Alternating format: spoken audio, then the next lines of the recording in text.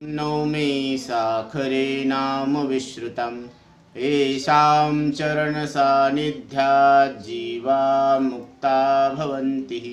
साखरे वंशविख्यातं ज्ञानदानपरायणं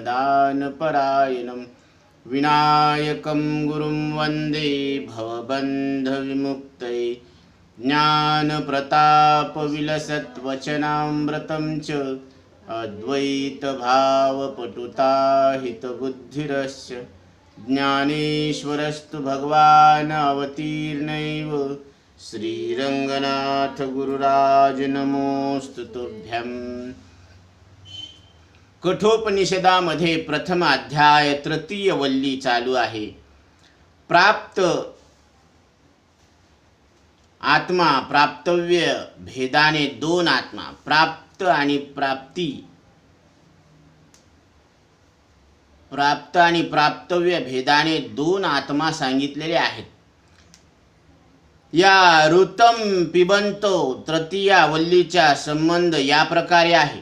विद्या आणि अविद्या वेगवेगळ्या पद्धतीने विरुद्ध धर्मवान सांगितली, पण त्याच्या फळाबद्दल निश्चित रूप सांगितलेले नाही। इथे रथाचे रूपक त्याची कल्पना करून सोप्या पद्धतीने सांगतात। प्राप्त होणारी आणि प्राप्त करून घेण्याचे ठिकाण, जाणारा व त्याचे लक्ष्य याचा विचार करण्यासाठी दोन आत्म्याचे रूप सांगतात। ऋतं पिबंतो सुकृतस्य लोके गुहां प्रविष्टो परमे परार्धे छाया तपो ब्रह्मविदो वदन्ति पंचाग्नौ ये च त्रिनाचिकेतः। ब्रह्मज्ञानी लोक सांगतात, बुद्धीमध्ये प्रगट असलेले चैतन्य, कर्मफळाला भोगणारा, सावली आणि ऊन यासारखे परस्पर विलक्षण दोन तत्व आहेत। ही गोष्ट 3 वेळा नचिता अग्नीची ज्यांनी निवड केली, नाचिकेता अग्नीची ज्यांनी निवड केलेली आहे, ते पंचाग्नीच्या उपासना करणारे उपासक सांगतात। एक कर्मफळाचा भोग घेतो तर दुसरा पाहतो, तरी सुद्धा त्याचा संबंध भोगत्याशी पहिल्यापासून असल्यामुळे ऊन सावलीचा संबंध दाखवतात। एक बुद्धीत प्रगट चैतन्य, त्याची हृदयातच उपलब्धी होते। दोघे संसारी व असंसारी, जीवभाव व देवभाव, एक जीव भोगता आहे आणि एक जीव पाहणारा, असा ऊन सावली सारखे विलक्षण आहेत असे ब्रह्मज्ञानी लोक सांगतात। ते त्रिकोणाचीत म्हणजे ज्यांनी 3 वेळा नाचिकेत अग्नीचा स्वीकार केला, ते पंचाग्नीची उपासना करणारे गृहस्थ सुद्धा असेच सांगतात। यः सेतुरिजानाम अक्षरं ब्रह्म यत्परम अभयं तितिर्षाशतां पारम नाचिकेतं शकेमहि। यज्ञ करणाऱ्यांना समुद्रावर बांधलेल्या रस्त्यासारखा म्हणजे सेतूसारखा नाचिकेत अग्नीला, आणि जो भयमुक्त आहे आणि संसार दुःखातून पार पडण्याची इच्छा ठेवणाऱ्यांना परम आश्रय आहे, त्या अक्षर ब्रह्माला जाणण्याला आम्ही समर्थ आहोत। संसार दुःखातून पार पडण्याची इच्छा करणारे ब्रह्मज्ञानींचा परम आश्रय अविनाशी आत्मा, ज्याला ब्रह्म नाव आहे, त्याला आम्ही जाणावे। कर्मज्ञाताचा आश्रय अपरब्रह्म आणि ब्रह्मज्ञानाचा आश्रय परब्रह्म, हे दोन्ही जाणण्या योग्यच आहेत। यात उपाधीने परिच्छिन्न संसारी जीव कसा आहे? उपाधीने परिच्छिन्न आहे, त्याची उपाधी परिच्छिन्न आहे। आणि मोक्ष किंवा संसार प्रवृत्ती करण्यासाठी विद्या आणि अविद्येचा अधिकारी आहे। त्याच्यासाठी त्या दोन्हीला जाणण्याला साधन स्वरूप रथाची कल्पना केलेली आहे। आता एक रथाचं रूपक सांगतात, यमधर्म। शरीरादी संबंधित रथाची कल्पना किंवा त्याला रूपक म्हटलेलं आहे। आत्मानं रथिनं विद्धि शरीरं रथमेव तु बुद्धिं तु सारथिं विद्धी मनः प्रग्रहमेव च. हे नचिकेता, आत्म्याला रथी समज. यमराज सांगतात नचिकेताला, हे नचिकेता, आत्म्याला रथी समज, शरीराला रथ समज. शरीर काय आहे? रथ आहे. बुद्धी सारथी आणि मनाला लगाम समज.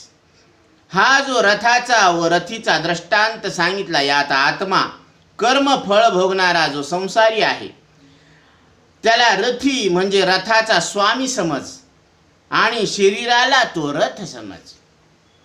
कारण शरीर रथाला बांधलेल्या अश्वरूप घोड्यांना म्हणजे इंद्रियाच्या समुदायाला ओढून घेऊन चालतात. तू याप्रमाणे निश्चय करणे जिचे लक्षण आहे.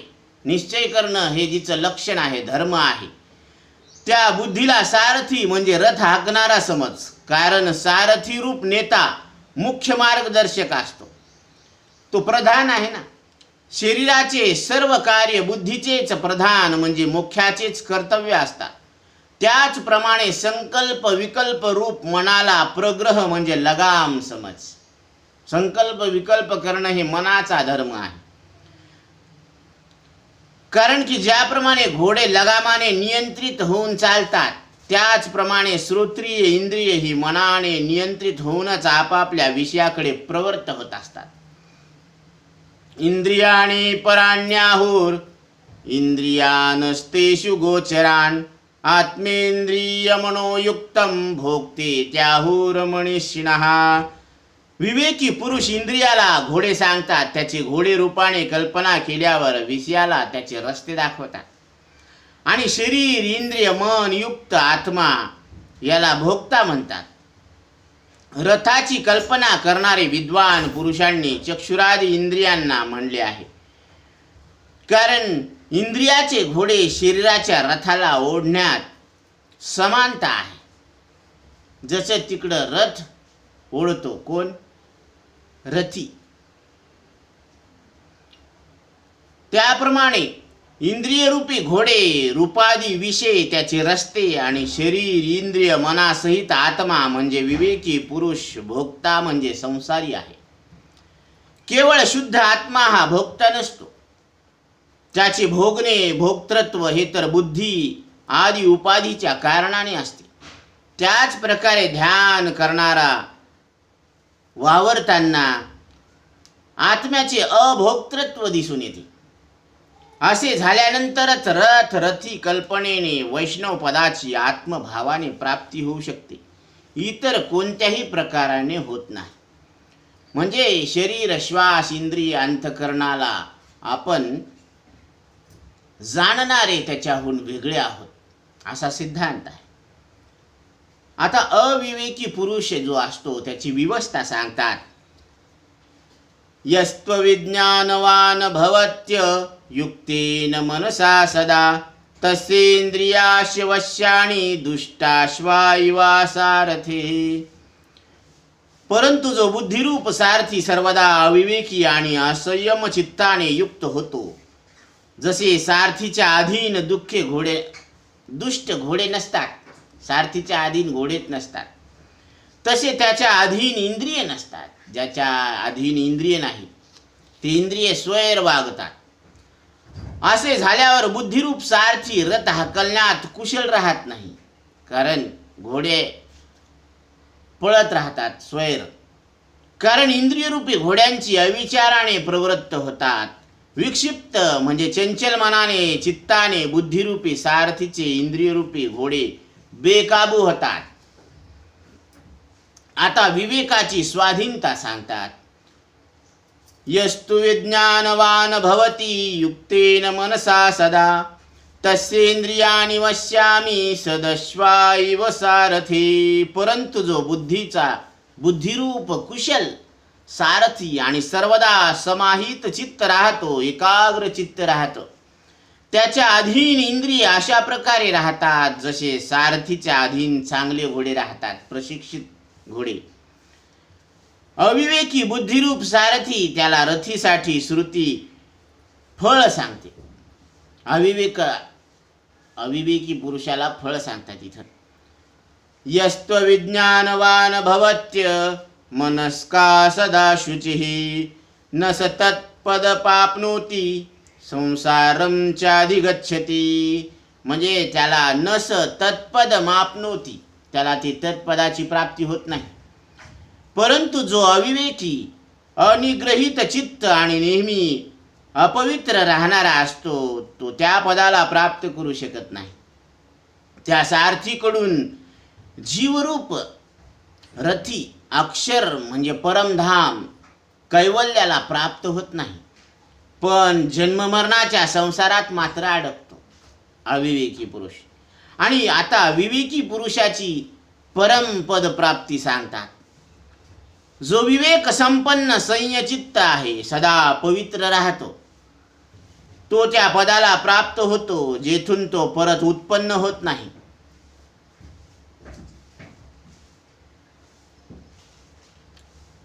दुसरा विद्वान रथी कुशल सारथीने युक्त चित्तामुळे सदा पवित्र राहतो, तो त्या पदाला प्राप्त करून परत संसारात येत नाही. विवेकी पुरुष या दृष्टांतात सांगितल्याप्रमाणे इंद्रियांना घोड्याची उपमा देतात. घोडे रूपाने कल्पना केल्यानंतर विषयांना त्यांना मार्ग दाखवतात आणि शरीर, इंद्रिय व मन यांनी युक्त आत्म्याला भोक्ता म्हणतात. शुद्ध आत्मा तर भोक्ता असू शकत नाही, त्याचा भोक्तृत्व तर बुद्धी आदी याच्या कारणाने असते. परंतु जो बुद्धिरूपी सारथी सदोदित अविवेकी आणि असंयत चित्ताने युक्त होत असतो, त्याचे अधीन ताब्यात राहत नाहीत. कोणीकडेही रथाला ओढत घेऊन जातात. परंतु जो बुद्धिरूपी सारथी कुशल आणि सदोदित समाहित विचार चित्ताने युक्त होऊन त्याचे अधीन इंद्रिय राहतात. ज्याप्रमाणे चांगली प्रशिक्षित घोडे सारथीच्या अधीन असतात, जो बुद्धिरूपी सारथी मनावर ताबा ठेवणारा संयचित्त असतो, त्याच्याकरिता घोडे इंद्रिय प्रवृत्ती किंवा निवृत्तीसाठी चालविणे सहज शक्य होते. ज्याप्रमाणे चांगल्या सारथीच्या ताब्यातील चांगले घोडे सारथीच्या अधीन असतात, परंतु जो अविश्वासी, दुश्चित, सदा अपवित्र राहणारा तो त्या ब्रह्मपदाला प्राप्त करू शकत नाही. तो पुन्हा पुन्हा संसारालाच प्राप्त होतो. परंतु जो विज्ञानवान, संयत चित्त आणि सदोदित पवित्र राहणारा असतो, तो तर त्या आत्मपदाला, ब्रह्मपदाला प्राप्त करून घेतो. तेथून पुन्हा उत्पन्न होत नाही, म्हणजे जन्म मरण्याच्या फेऱ्यात अडकत नाही. जो सर्वदा सर्वगतू जन्मक्षयातीतू जया केली आहे घातू कदा नोहे. माऊली सांगतात की जो सर्वदा आहे म्हणजे नेहमी आहे आणि सर्वगत आहे म्हणजे सर्वामध्ये त्याची तो प्रविष्ट आहे.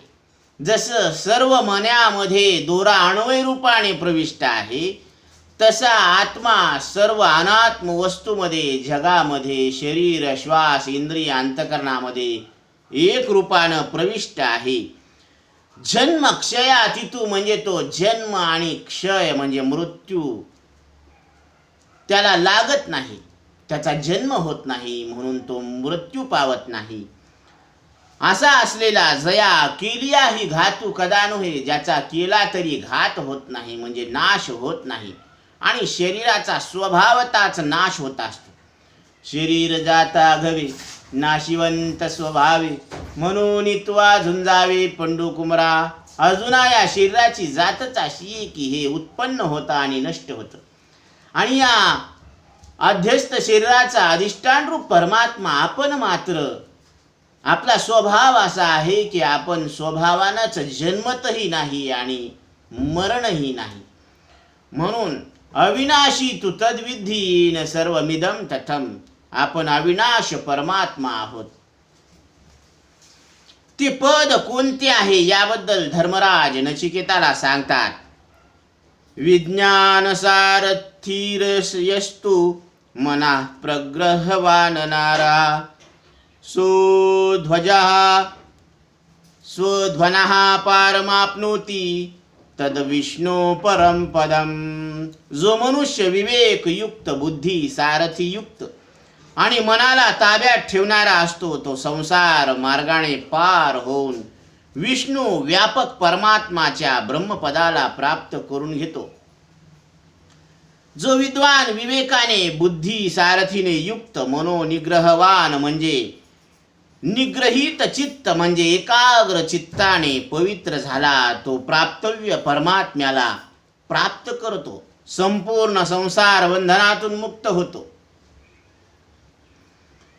त्याला विष्णू म्हणजे वासुदेव नामाचा सर्व व्यापक परब्रह्म परमात्मा, जो परम उत्कृष्ट पद म्हणजे स्वरूप, त्याला प्राप्त करून घेतो. आता जे प्राप्तव्य परमपद आहे त्याचे स्थूल पदार्थ इंद्रियापासून सूक्ष्म तत्वाचे आत्मस्वरूपाने ज्ञान प्राप्त करून घेतले पाहिजे. त्यासाठी तो विषय विचार यमराज नतिकेला समजावून सांगत आहे. इंद्रियेभ्यः परा ह्यर्था अर्थेभ्यश्च परं मनः मनसस्तु परा बुद्धीर्बुद्धेस्यात्मा महान परः. इंद्रियापेक्षा विषय श्रेष्ठ आहे, विषयापेक्षा मन उत्कृष्ट आहे, श्रेष्ठ आहे. मनापेक्षा बुद्धी श्रेष्ठ आहे आणि बुद्धीपेक्षा महान आत्मा श्रेष्ठ आहे. म्हणून भगवान गीतेमध्ये सांगतात, अर्जुना तुझ्याजवळ या जगापेक्षा श्रेष्ठ असलेले इंद्रिय श्रेष्ठ आहे आणि त्या इंद्रियापेक्षा मन श्रेष्ठ आहे. इंद्रियाणी पराण्याहु इंद्रियेभ्या परम मनः. ह्या जगापेक्षा इंद्रिय श्रेष्ठ आहे, कारण इंद्रियानं जग शरीराचं ज्ञान अंतःकरणात होत असतं आणि इंद्रिय नसल्यावर जग शरीराचं ज्ञान अंतःकरणात होईल का? म्हणून जग महत्वाचं आहे, शरीर महत्वाचं आहे का? ज्या इंद्रियांनी शरीर जग कळतात ते इंद्रिय महत्वाचे आहे, इंद्रिय महत्वाचे आहे. म्हणून जागृत अवस्था नेत्रस्थान, जर डोळे असतील तर रूपाचं ज्ञान होईल आणि डोळे नसल्यावर रूप सृष्टीच बंद झाली. नैन है तो चैन है, नहीं तो बेचैन है. म्हणून डोळे फार महत्वाचे आहे. आणि हे डोळे आपण म्हणतो हे डोळे नाहीत, हे तर मांसाचे गोळे आहेत. ज्या शक्तीनं आपल्याला रूप कळतं तो डोळा आहे. म्हणून लक्षण केलेलं आहे, जे डोळ्यानंच कळतं त्याला रूप म्हणावं आणि ज्या शक्तीनं रूप कळतं त्याला डोळा म्हणावं. ज्या शक्तीनं शब्द कळतो त्याला कान म्हणावं आणि जो कानानंच ऐकू येतो त्याला शब्द म्हणावं. हे ज्याचं त्याचं लक्षण आहे. तसं इंद्रियाद्वारे शरीर जगाचं अंतःकरणात ज्ञान होतं, म्हणून शरीर जगापेक्षा इंद्रिय श्रेष्ठ आहेत. आणि इंद्रिय, मग ते इंद्रिय जग आणि शरीरासारखे नसले तरी जग शरीराच्या सिद्धीसाठी त्याच्यासारखे नसलेले इंद्रिय मानावेच लागतात. मनश्चक्षुरादेर मनश्चक्षुरादे, मनश्चक्षुरादेर मनश्चक्षुरादी, मनश्चक्षुरादेर अगम्य स्वरूपः सनित्योपलब्धी स्वरूपोहमात्मा. म्हणून हस्तावलक सांगतात की इंद्रिय मन हे जग शरीरासारखे दिसत नाहीत, अनुभवाला येत नाहीत, पण जगाच्या आणि शरीराच्या सिद्धीसाठी त्याच्यासारखे नसलेले इंद्रिय मन मानावंच लागतात. कारण इंद्रिय मनानं इंद्रिय मन कळत नाही आणि इंद्रिय मनानं जग कळत असतं. आणि इंद्रिय मन न मानले तर मग हे जग कशानं कळालं, हे शरीर कशानं कळालं? म्हणून आणि त्या इंद्रियापेक्षा मन श्रेष्ठ आहे. इंद्रियेभ्या परम मनः. आणि त्या मनापेक्षा बुद्धी श्रेष्ठ आहे, कारण मन संकल्प विकल्प करतं, ही गोष्ट करावं का न करावं. पण ही गोष्ट करायचीच म्हणजे आज हरिपाठ घ्यायचा, पोथीला जायचं हे निश्चित केलं म्हणजे बुद्धी निश्चित करते. आणि त्या बुद्धीपेक्षाही बुद्धीला प्रकाशन करणारा तद्बुद्ध्वा बुद्धिमान स्यात् कृत्य कृत्यश्च भारत, म्हणजे बुद्धीचा अधिष्ठान रूप परमात्मा, तो आत्मा तुम्ही श्रेष्ठ आहात असं भगवान सांगतात. इंद्रिय स्थूल आहेत ते ज्या शब्द स्पर्शादी विषयाद्वारे स्वतःला प्रकाशित करण्यासाठी निर्माण झाले ते आपल्या कार्यभूत इंद्रियाहून पर म्हणजे सूक्ष्म, महान आणि प्रत्यगात्म स्वरूप आहेत. विषयापेक्षा मन सूक्ष्म, महान, नित्य स्वरूपभूत आहे. आता इथं नित्य का सांगितलं? कारण मनामध्ये सर्व संस्कार आहेत. वास्तविक मन अनित्य आहे. कारण मन जर नित्य म्हणावं तर सगळ्याच आठवणी व्हायला पाहिजे. पण सगळ्या आठवणी आपल्याला होतात बालपणापासून आतापर्यंतच्या का मोजक्याच होतात. ज्या महत्त्वाच्या वाटल्या त्याच आपण लक्षात ठेवलेल्या आहेत. नाहीतर 1 वर्षापूर्वी याच दिवशी याच वेळेला आपण काय खाल्लं, काय पाहिलं नाही का खाल्लं नाही पण सांगता येतं का? म्हणजे ते विस्मरण झालं. म्हणजे ते संस्कार आता राहिले नाहीत.